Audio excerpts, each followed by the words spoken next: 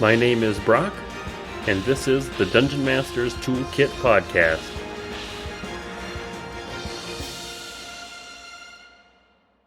If you'd like to help us make more content, consider joining the Patreon. You can also bookmark our affiliate links to Amazon and DriveThruRPG to support the show with each purchase. Want a free way to help the show? Give it a review on your favorite podcast platform, or like and subscribe to the YouTube channel. Finally, if you'd like to be on the show, or think you know a great guest, contact me on the Discord server or on Twitter. And with that, let's jump into the episode. Welcome, everybody. Today I have Mark from the Game Master Engine. Welcome, Mark. Nice to be here. Nice to have you here. Mark was on episode 56. And so we talked a little bit about Game Master Engine on episode 56, along with a handful of other topics. But I think we're going to dive a little bit deeper into Game Master Engine today. So, Mark, would you like to give us a little, maybe an overview of what Game Master Engine is? Sure, I can do that. So basically, Game Master Engine is a 3D virtual tabletop. So it's much like a tabletop you would normally know, like Roll20 or, I don't know, Foundry, this kind of thing. But it's held exclusively in 3D. And also, it's not only a table to play online with, it's also a map maker that can create the maps you play on. And basically, it mixes both of those approaches. So you can play and build at the same time. So you can play and build in real time while playing. And I don't know exactly what we talked about before, but I do know that you have been releasing a lot of updates since we last talked. Do you want to maybe chat about some of the recent features that you guys have added? Sure. Yeah, sure. So in the last month, we have been working on a lot of new features to basically complete the set of playing stuff. We're not quite there yet necessarily, but we've been running both an alpha version, or I would rather say a developer version with some people inside like our insider community. And then also several beta versions to test out new stuff before they come into the stable version, because obviously we want to assure a quite good quality because before we give anything like to the paid thing. And so in this beta version, which is openly accessible to basically everybody, we have introduced a new dice. So you can now roll dice both in like 3D dice, which are on your screen, if you want to say it that way. And then also 3D dice, which are in the world. So they roll around the hills and you can knock them over with a tree or whatever. And they will bump into trees and this kind of stuff. I think that's a cool gimmick for a lot of people. Makes the whole thing quite dynamic and gives you more of the table feeling. Also, you don't have to switch out of the program or use chat dice necessarily. You can just roll these cool looking dice. And then also we've introduced a brand new character sheet, which is in beta right now. And especially with the whole OGL discussion and so on, we were like kind of, before that we had the idea of, hey, let's make D&D 5 sheets. But then we instead opted for generic sheets. But by now, these sheets are made in a way that you can create your own sheets with it. So you can dynamically, out of building blocks, basically build the sheet that you need for the game that you play. You save that, you can give that to other people so they also have the same template if you want to. And yeah, so you can create your own complete sheet, however looking that you want. And then lastly, we've introduced the GM layer in the beta, which is basically you hover over an object, hit a key, and it's hidden for the players. Also works with minis, also works with everything basically. So that was the beta stuff.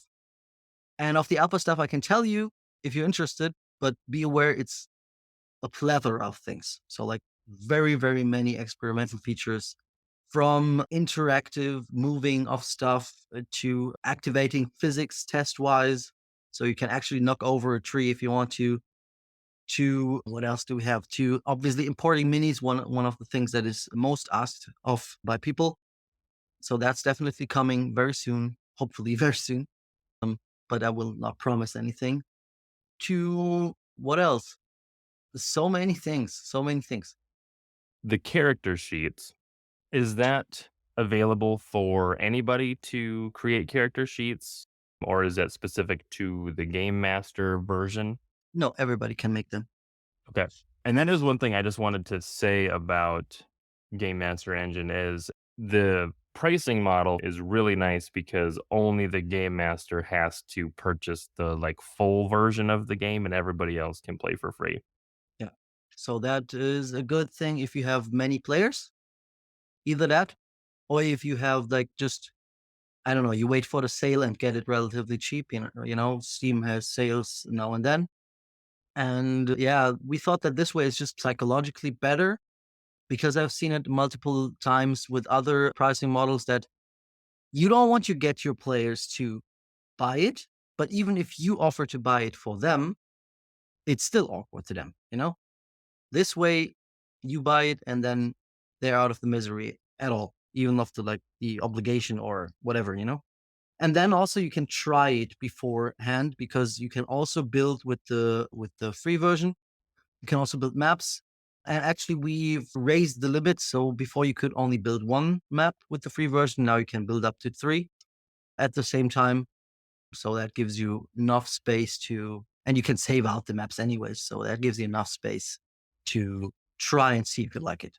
And I believe the other main differences between the Game Master version and just the free version was the ability to host, correct? Yeah, that is the only big difference. I mean, you also have more props with the Game Master version, but you can build basically anything even with the free version. And yeah, the main difference is the ability to host. That's why one of the players has to buy it if you want to play online. But just being Basically, the able main. to log in and play around with it, I've already messed around with it a little bit on my own, and it's nice to be able to do that before jumping into a commitment and knowing Absolutely. if, you're gonna like the system or if your players aren't gonna like the system or something. Yeah. Um, This way you can show it to them a little bit, maybe in a stream or something, or like with many professional tools, you even stuff like Photoshop and Ableton Live, Magic's Music Maker, whatever, they all have a model where you can try such and such time for free because you have to learn it. And if you find that you're not good at it, or if you find you don't like it, it would be a waste to have bought it. right, and then that's where you get bad reviews and stuff too, right? Because Yeah. somebody pays money for it and then it doesn't work for them and Yeah. all sorts of problems. I'm looking at the Steam page actually. I saw that you had there was like some animals or something that were animated, little animated like tokens. Yeah. Yeah. So we don't have animated minis right now.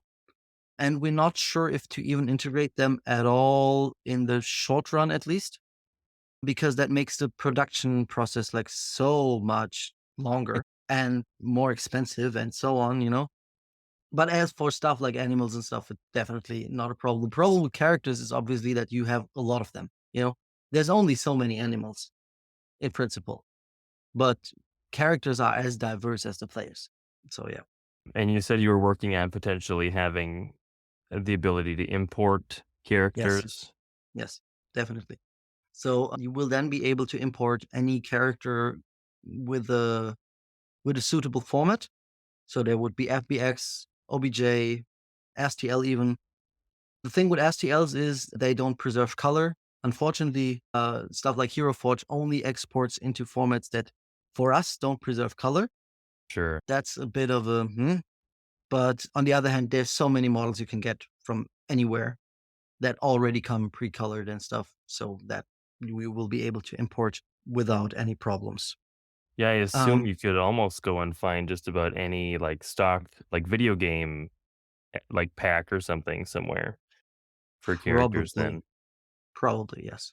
I mean, there's enough resources by any means, and if you're willing to color your mini yourself, I don't know, in Blender or something, which is not actually hard, then you have like endless possibilities. Anyways, there are people out there who make amazing minis and give them away for free.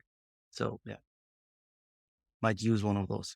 Yeah, and then one other thing which I forgot to mention for which is right now in alpha, hopefully coming to beta relatively soon.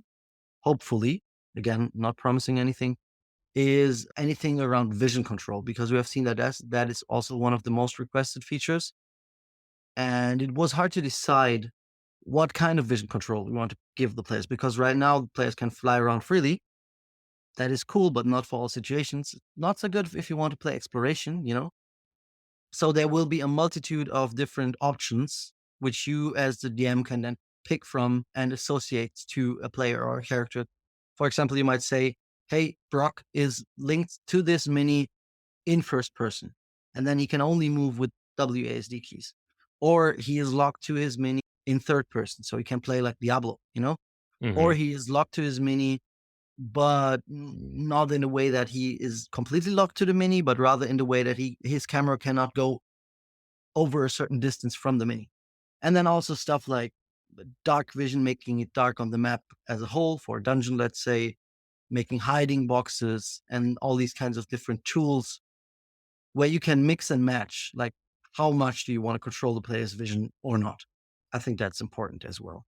Yeah, and I like the fact that you're giving them multiple different ways to deal with it because not everybody's going to want to play in first person, for example, Absolutely. but some people for sure are, Yeah, or just the ability to switch between, like, oh, I'm just curious what this looks like from my character's perspective, right? You can jump absolutely. in. But then, yeah, as a GM, not having them fly over to the end of the map and be like, oh, there's the bad guy. Yeah, exactly. I That's mean, who you we're can fighting. already do that by just building small maps, and every room is a map, let's say. Or many people do it in a way that they like say, I'm just going to cover up something with other objects. You put a big block on something and Sure. players don't see what's inside. And in the end, I think D&D and any kind of tabletop game is always built on trust. I mean, in a real life tabletop game, you could take the beholder from the table and eat it, if you wanted to, but you'll play it like that. But yeah, I think giving the DM the options is a good way to go. And everybody can run the kind of game that they want to run, which was the same idea for the character sheets. Let them run what game they want to run. Right, so they can build the character sheet that they need. Is there any sort of, like, linking to dice or anything from the character sheets? That will definitely come. Okay. It's already in the making and not sure exactly when that will be, but it will surely be the way that you can click on something and then it rolls for you. The idea there, again, without promises, but the idea there was to make it so that you can specify a kind of base die in a character sheet, which would then be what the modifiers are added to. So if you play, let's say, Pathfinder or D&D, you might put 1d20 as your base die. But if you're playing Shadowrun, you might put, I don't know, 4d6. I'm not a Shadowrun player. Or if you play any other system that maybe works on D4s or on D100s or whatever, you can put that as the base die. And then the character sheet would roll that base die plus the modifiers that you've given in the sheet. Sure. Yeah, that makes sense because there are a lot of different Mhm. systems out there, and Yeah, that and can good get a ones. And little some of bit. them are hard to play Right. with current VTTs at least. Yeah. I do appreciate when VTTs have kind of direct link support with the character sheets because it just makes you kinda lose a little bit when you're online already, so being able Yeah. to kinda have that as a shortcut to add at least if I have my character sheet pulled up, I can then just click on the thing and then roll it and let it do some of the math for me. Yeah. Um, Yeah. I think I mean, as you say, you lose a little bit from the real life experience, but at the same time, you also gain something. And one of the major advantages of online play is speed.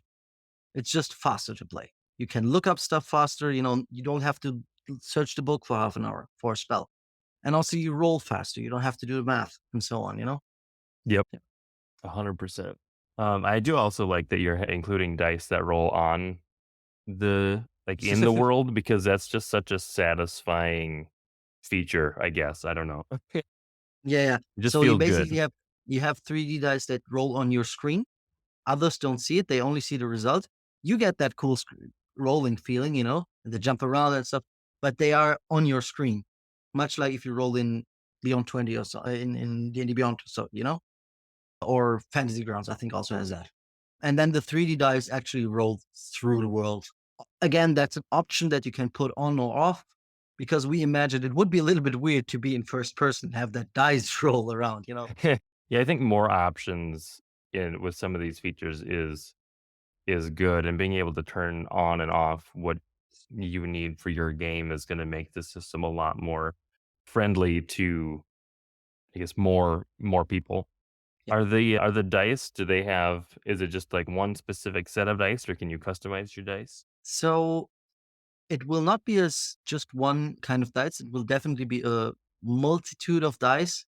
But what we do beyond that, if maybe we give the players the option to change the dice or to modify them on the fly, or maybe to, I don't know, exchange dice with each other, or or maybe we put out some content packs like a cool campaign that you can buy as a DLC, which also comes with the specialized dice for that campaign. And we made the campaign, that's all not decided yet. But at least you will have some options, as well as for the character sheets. They also have some different styles which you can pick from. If you don't like the look of like white and red, maybe you want blue and green, maybe you want dark with a red dragon. There's multiple options already. Might be weird to play sci-fi with a parchment character sheet, or the other way around. Yeah, nice digital layout for the Mhm. sci-fi character sheet. I think I think this was working last time. You can share maps with other people that you've Yes, created, right? yes. And there's already a good collection of maps on our Discord server where you can find. I think it's ever growing right now. I uploaded 20 or so maps last month, and people start continuously uploading more maps as well. Also, next month, within March, we are going to have a big get together, and it's kind of, so that's a bit of a preview here, but a kind of like a map making contest where first of all, we produce a lot of maps for everybody. And also the winner can win cool prizes like actual money and also GME keys and stuff like that. So thereby, we hope the collection is ever growing, and people can just, if you just want to, if you just want a random forest encounter, hey, you get a random forest encounter. We have covered a lot of bases. Is there any specific things about Game Master Engine that you want to chat about more? Well, I mean, I would definitely invite people to have a look at it, especially on our Discord server, and then maybe participate in the beta if they want to, because everybody can do so. You don't have to have the full version at all. Everybody can try to use the beta, can use the beta, and that basically allows us to get more feedback and more helpful feedback from more people. So you guys and girls and everybody can basically tell us what to do, you know, because we don't know what people want. I mean, we ask them all the time, but people have there is a difference between what people say they want when they never used it towards what they realize they actually want and need after they used it. Practical hands-on use is the best kind of experience for knowing if something works or not. Absolutely. Yeah. I mean, you Just might think that your Ferrari should have the highest speed possible. That's what you absolutely would think. But once you sit in the Ferrari and you realize you're already going 150 miles per hour, you might realize I'm not going to need 300 miles per hour because this is a car and not a jet engine. You know? Yeah, good analogy. And you would maybe rather have more control or something than more speed, right? Yeah, exactly. Cool.